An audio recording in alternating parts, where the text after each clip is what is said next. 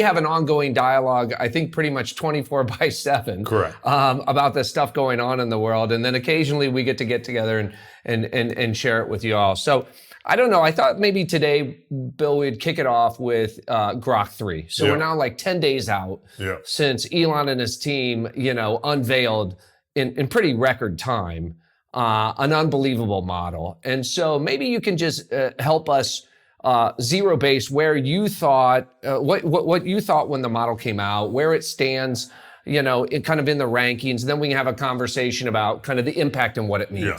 So, we've talked about this in the past, but everyone in the ecosystem was super impressed with how quickly they built the Memphis facility. Exactly. And how big it was. And it was the largest, contiguous cluster in the world.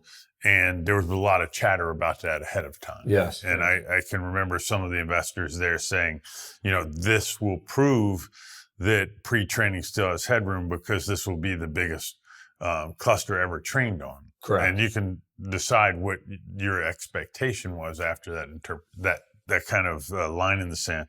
The things that happened, I think the generic way of saying it is like it went right up near the top of all the benchmarks. Right. Ahead on some, not on others. Some people argued about whether the reasoning component, the beta or did reason. they cheat or overtune to a benchmark. But I don't think it matters. Yes. Like I think the biggest positive takeaway is there's a new player in the model market. And a lot of people said this is a sport of kings, there's only going to be so many players. Correct. There's a new one in the market that invested what they needed to do, that has access to capital, has a data asset that they argue is important and special, and was able to get at the front of the race. Let's just call it that.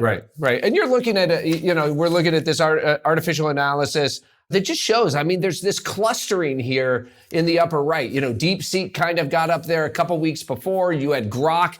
What's interesting is they all seem to be coalescing in an impressive way around the top of these benchmarks. And when we say they all, we're really only talking about 5 or 6 players who have a chance to be in this game at this point. Correct. And I saw people who interpreted Grok's fast rise as proof that pre-trainings still got legs. And to me, I kind of had the opposite reaction, which is I felt like they just slammed up against the ceiling that's holding everyone in. Right. Although again, an incredibly capable level. So no doubt. I'm not. I just I've said this for a while.